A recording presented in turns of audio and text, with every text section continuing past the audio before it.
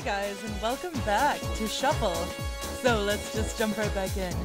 Don't worry, just leave her alone for now. I don't think you should go. What do you mean? Sometimes facing reality can be very cruel. You have something that Mayumi doesn't. Summer is the season when that's exposed clearly. Whoops. Sorry about the weird noise, guys. I was just adjusting my mic. The size of our boobs! How could you be so insensitive? Here I am, trying hard not to really say it. Well, I'm sorry. Not everyone's the same. Life isn't fair.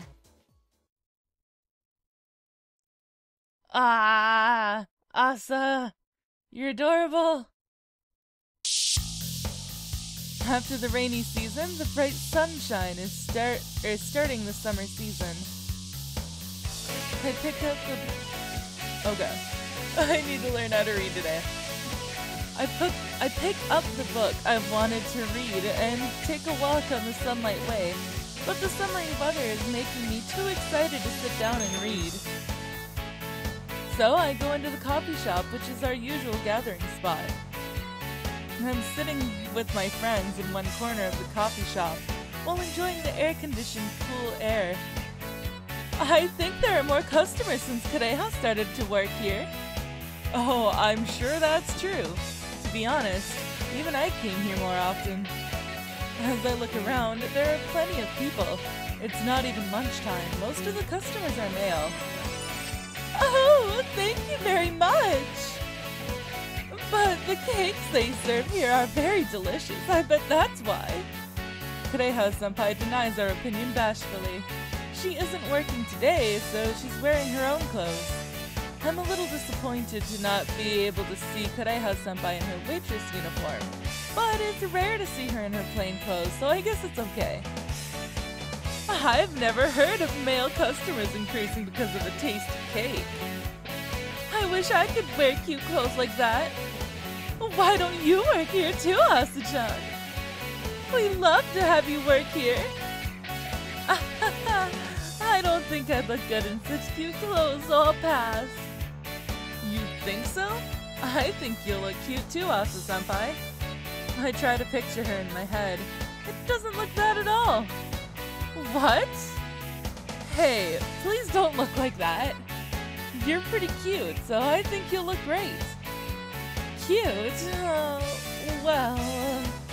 Asa-senpai turns beet red and moves timidly, which makes her extremely adorable. If you get a chance, please try it. I truly want to see you in it. Sure. If you say so, Rin-chan, I'll think about it. She looks down.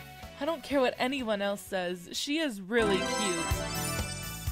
Wow! Yes! You'd look lovely, Asa-chan! Don't tease me, you two! We're not teasing you, right, Rin-san? Of course not. We're giving you our honest opinions. Oh. Well. So, why are you blushing then? At least for the next few hours, Kareha-senpai and I have fun talking about what type of clothes Asa-senpai would look good in. Asa-senpai is blushing, but at the same time, she's taking notes. I guess she's having fun herself. However, we're talking about things like maid costumes, shrine maiden outfits, all kinds of maniac stuff. I walk down the empty street with Asa-senpai now that Kareha-senpai has left. I usually try not to think about it, but when we're alone like this, I can't help it. The small, pale, scarlet lips are next to mine. I feel the soft and warm feeling. I can feel my face getting red, so I look away. I don't know if she knows how I feel about her. Asa-senpai keeps smiling and doesn't start a conversation. I see a very quiet Asa-senpai. That's a side of her I don't know. A lazy voice from behind suddenly breaks the tense air between us. When I turn around to see who it is, I can feel the usual air come back. I'm so thankful for it. Ah-chan, Rin-chan, are you on your way home? Oh, right, I keep forgetting that this game, or whoever translated this game, puts an H afterwards instead of a double A. Ugh. Oka-san, are you grocery shopping? Yeah, I got some stuff for your cake too. Why didn't you say something? I could have gotten them for you. I know, but I like taking a walk, so I got them while I was out. That's true, you're always taking a walk. Walking is good for me. Mother and daughter have a carefree conversation. They get along so well. Ama-san is always thinking about her daughter, and Asa-senpai is always concerned about her mother. Asa-senpai started to wear a ribbon on her hair because she wanted to wear the same ribbon Ama-san was wearing. I wonder if Kaede and I could have a relationship like theirs if our mothers were still alive. Huh? Suddenly, Asa-senpai's body shakes and falls towards me. Oh no, no, don't do this to me, please! Don't do this! No, I'm gonna cry. I catch her in a hurry. Asa-senpai! Ah-chan? Oh, sorry. I'm okay, really. I felt a little dizzy, that's all. Her voice is weak and her body is still limp. Ah-chan, are you okay? Ama-san looks at Asa-senpai's face worriedly. Asa-senpai forces herself to smile at her mother.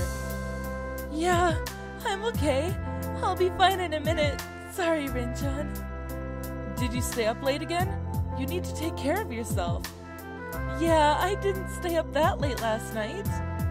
Okay, I'm fine now. Sorry to make you worry. As she says so, she tries to stand on her own, but she's still a little wobbly. Come on, you really shouldn't bluff at a time like this. I take Asa-senpai's hand and let her lean on me. I put my other hand around her hip. Ren-chan, I'll walk you home. Is that okay, Ama-san? Ri-chan, please, I appreciate it. But thank you. I stop her from her trying to bluff again with my eyes. I support her body and start to walk slowly. Finally, Asa-senpai gives in. She looks a little embarrassed, but she's letting me support her. Her body feels more delicate than I thought, making me realize that she is a girl. Her body temperature is making me a little embarrassed, but at the same time it feels good. Ahmed-san is watching us tenderly. Oh no, it's getting to that part. No, please. I don't want to cry. Ran-chan! Asa-senpai. Asa-senpai shows up out of nowhere, and right away she tangles her arm with mine and stands right next to me. My arm is feeling her obviously voluptuous chest. Although I try to pull my arm away from her, the comforting feeling wins over and I end up accepting her. How sad us guys are. Maybe Asa-senpai knows what's going on in my mind because she's smiling happily. Do you want to go home together? Don't you live in a different direction? We go the same direction for about 5 minutes. I want to be with you even a minute longer, you know? With such words from her, I can feel a different emotion from before. What happened at Asa-senpai's house comes back to my mind. The soft feelings of her lips and her hot breath, her dewy, feverish eyes. I guess Kareha left on purpose. Asa-senpai walks the school ground cheerfully as she pulls my body. I noticed it a little while ago. I am happy when I'm with her. I like her in a special way. But that's why I don't understand. I'm concerned. I can't see what Asa Shigure is really thinking. What I want to know more than anything right now, and the answer I'm searching for, before I knew it had happened. Why did you kiss me? You said before that you can't see me as someone who you can do things like that with. You were serious, weren't you?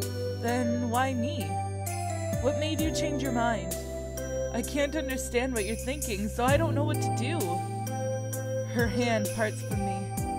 She stands a few steps away, and with her back toward me, she tilts her head a little. I really don't know. I couldn't help it. Then she turns to me.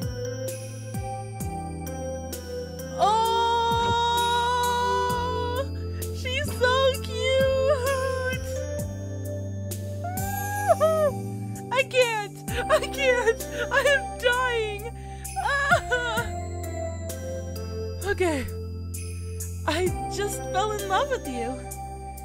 Her smile and blushed cheeks in the sunset is the most beautiful smile I've ever seen. I didn't want to be just your senpai. But why all of a sudden? You're just the same as the one I respect the most in the whole world. Oh Jesus, I'm giving her a different voice now because I'm so excited. You have the same strength. You work as hard. Isn't that enough to fall in love with? No, that's more than enough. I know how Kaede, Sia-chan, and Rin-chan feel, but I can't hold back. I can only see you. She speaks with a smile. These are her true feelings. Her smile is beautiful because she is telling the truth. Rin-chan, don't you like me? That was my first time, you know. I wouldn't do that with just anyone. I'm not like that. How can I not like her? Actually, I'm starting to really like her. I like her cheerfulness. I like how domestic and caring she is. I like how affectionate she is, too. I am starting to see the girl who's in front of me, Asa Shigure, as a very special girl. But I don't get it. That's all I could say. Something is stopping me from going any further than that. But Asa-senpai smiles at me. So, do you mean that there's a chance? I think we're moving forward, aren't we? Yeah, I think so. I would say that. Oh god. Oh, that CG of her was so fucking cute. The girl crumbles down onto the cracked ground like a doll. Even her footing melts down to nothing. In the dark, empty space, her body floats without moving. Her fair skin stands out in the jet-black air, and her purple twin tail spread in the darkness. Primula. I mumble her name. There's no answer. Primula! I scream the name while picking up her tiny body. Her eyes don't see me. Her arms hang, and her purple eyes look empty as if she's a broken toy. Primula. There's no answer. No matter how many times I call her, there's no warmth, there's no will. She's just like a doll. Just like a man-made doll. A doll with broken strings. It doesn't move anymore. Boop-a-doops.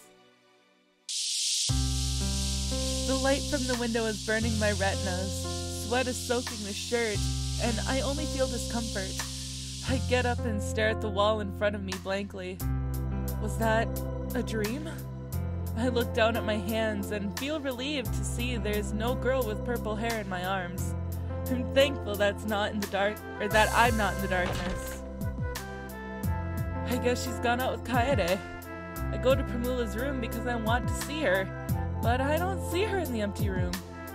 What a nightmare. That Primula in my dream, that was surely a doll. She has the appearance of a doll, as I'm just spitting everywhere. A homunculus. A doll without life. A doll that doesn't move. A doll that is created. Then I understand for the first time that Primula is an existence that's created. The realization is spreading through me, making me feel worried. The fear of being artificial is grabbing onto me. Yeah, that is like a real fear. Like, seriously. I have this theory that like we do not have a full grasp of our reality around us, even though we have science and all that jazz and whatever. Like, we do not have the full grasp of our reality. And in the back of my mind, I sometimes think, well, what if some of us are like in a coma or something and this is all a dream, and then someday we're gonna wake up in a hospital and be like, then what about like those past 20-something years of my life? Like, was that all just a dream or was that real? You know what I mean? Like, that kind of thought just lingers in the back of my mind, like that this is an artificial life and that this existence in this reality is artificial. So I wouldn't call that a fear for me, but I know that some people actually do fear that. And so it is a real fear. Alright, anyways. Although it's still early in the day, the temperature is already high. Staying home only makes me depressed, so I jump out into the summer sun, hoping that it will take my mind off of my worries. But the next moment, a familiar big figure appears in front of me. Hey, Rindono! I hear you and Primula are getting along just fine. Yeah. I answer with a little smile. By the way, Primula was created by both the worlds of gods and devils. Then, does that mean that this king of gods knows some details too? Do you know anything about homunculi? The world of gods and devils work together, right? Something like that. I'm the superintendent of the world of the gods, after all. Then, could you tell me a little about homunculi? I know you made 3 altogether. I also know that the other 2 are probably dead. But why did they die? Would the same thing happen to Primula? I remember the sight of the girl who turned into a doll in the darkness. She doesn't see, doesn't ask, and doesn't speak. That's exactly like the scene from 8 years ago. The king of the gods puts his hand under his chin and shows a face as if he's thinking about my question. I see. So Mabo didn't tell you that part, huh? Is it something I shouldn't know? Sort of, but I guess you have a right to know, Rindono. His face gets cloudy just for a moment. He continues with such a serious face. About the first question, that's simple. The bodies couldn't endure. Couldn't endure? Have you heard about the reason why homunculi were created? To research about a magical power and a strong power was needed. That's right. In other words, a strong power was the minimum requirement. Then how can we create something with such power? The first one was strengthening. We chose someone from the devils and forcibly strengthened our power. It's pointless to say the result. The power itself was actually strengthened, but the body couldn't hold the power. The power was more than what she could handle. After the first failure, the second one was the reproduction. It's what you call cloning in the world of humans.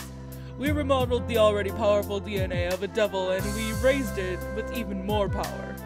We used the strongest powers of both prominent worlds and a body capable of it. By bringing up the ability while strengthening it, we were planning to bestow it with more power than anything ever seen before. What we didn't know was that the reproduced DNA deteriorated quicker than expected. It was going well for a while, but it was a failure again at the end. They both received great power, but both bodies couldn't hold the power. Then, Primula too? Calm down. Now the second question about Primula. There shouldn't be any problem. The third one was created after the 2 failures using the method of manufacture. Power above the gods and the devils, and a body that can handle such power. We manufactured it from nothing. From nothing? How could that be possible? Because he's a god? Normally it's impossible, but many failures, many coincidences, and many miracles. When they are all mixed in, the astronomical odds became reality.